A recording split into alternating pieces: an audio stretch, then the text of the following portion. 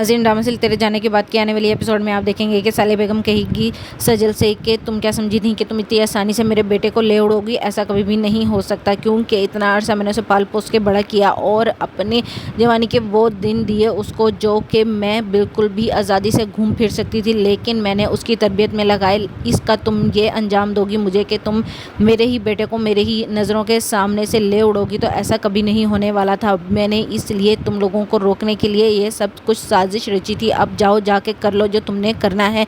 अब मुझे भी कोई फ़र्क नहीं पड़ता, क्योंकि मैं जानती हूँ कि मेरा बेटा अब वाकई मेरे कंट्रोल में है। जिस पर सजल कहती है कि खुदारा आपको क्या मसला है मुझसे, आप क्यों इतना बहुत गलत समझती हैं मुझे, मैं बिल्कुल भी ऐसी नहीं हूँ। आप क्यों मेरे वजह से अपने ही बेटे के दिल में अपने लिए नफ़रत पैदा कर रही हैं। आपने एक बार भी सोचा है कि आप इस तरह से करके ख़ुद को और अपने बेटे को दूर कर रही हैं एक दूसरे से? क्या आप नहीं चाहती कि आपका बेटा खुश रहे और वो अपनी ज़िंदगी को एक मुकम्मल इंसान की तरह से गुजारे? अगर आप ऐसा नहीं चाहती तो मुझे अफसोस है आप पर, आप पता नहीं कैसी माँ हैं। दूसरी तरफ आप देखेंगे कि फ़रहीन सोचेगी कि ये तो सारा मामला उलट पड़ गया है, अब मुझे कोई ऐसा प्लान करना होगा जिसकी वजह से सब लोग इस सजल को बुरा समझें, और कुछ ऐसा होना चाहिए जो कि बहुत ही ज़्यादा सनसनीखेज़ हो। इसके लिए वो समीर से कहती है कि तुम्हें मेरा एक काम करना होगा, अगर तो हिम्मत जुटा सको तो तुम्हें मेरा साथ देना होगा। जिस पर समीर कहता है कि आखिर ऐसी क्या प्लानिंग कर ली है तुमने जो कि तुम